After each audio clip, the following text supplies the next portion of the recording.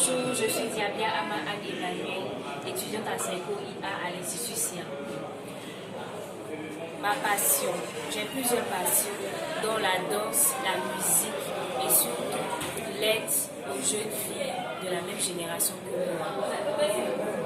Je n'ai pas encore fait d'action dans le passé en faveur de mes jeunes sœurs, mais dans l'avenir, j'aimerais être une influenceuse, impacter ma communauté, aider les jeunes filles à prendre conscience de leurs valeurs et à prendre confiance en elles. Je vous remercie.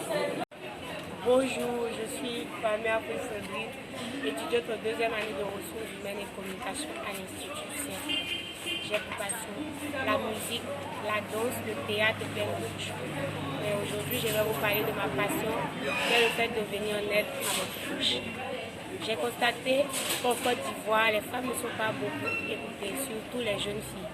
Alors, notre plateforme a pour vision de faire entendre la voix des jeunes filles et dans le futur, j'aimerais être entrepreneur afin d'être vraiment investi dans ce domaine. Je vous remercie. Bonjour, je me nomme Poloro Fati Atikari, étudiant en Seiko IA en intelligence artificielle.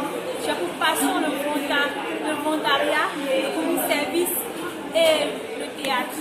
Et j'ai pour ambition d'être la meilleure femme en informatique de Côte d'Ivoire.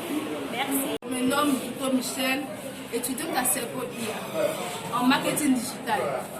Et j'ai comme passion d'aider des personnes en difficulté.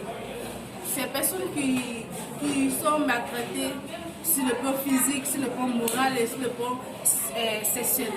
Parce que lors de mon séjour à Touba, où il faisait une mission avec une ONG qu'on appelle Seco Plus, on partait aider les gens en difficulté de scolariser. Et on a rencontré une jeune fille.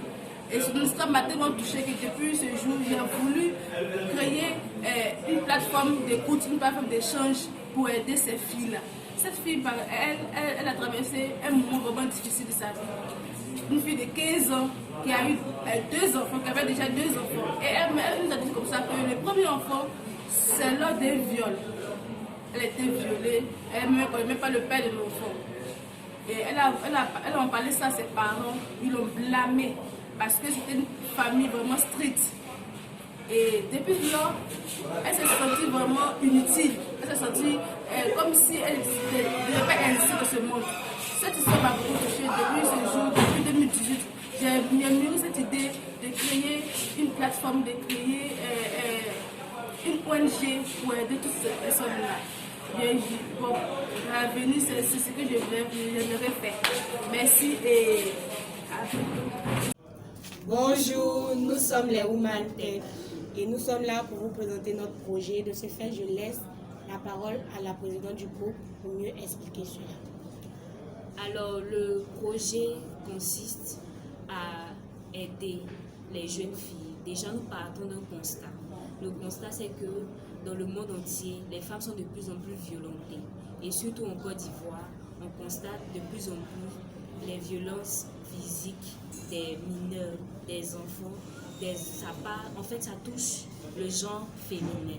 Et les femmes sont de plus en plus réduites au silence. Lorsqu'elles sont victimes de viols, on met toujours la faute sur elles. Elles n'ont pas de plateforme, ou elles n'ont pas un endroit, où elles n'ont pas quelqu'un à qui parler de ce qu'elles vivent.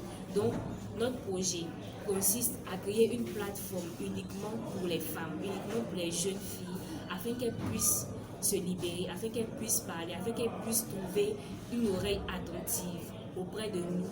Nous, avec notre petite expérience, nous pouvons les aider, leur parler, afin qu'elles puissent reprendre confiance en elles, qu'elles puissent vraiment prendre conscience de leurs valeurs, prendre conscience qu'elles sont aussi des piliers dans la communauté. Et le projet, il y a un sous-projet. Le sous-projet, qu'est-ce que c'est? C'est de créer en fait des gadgets anti-viol.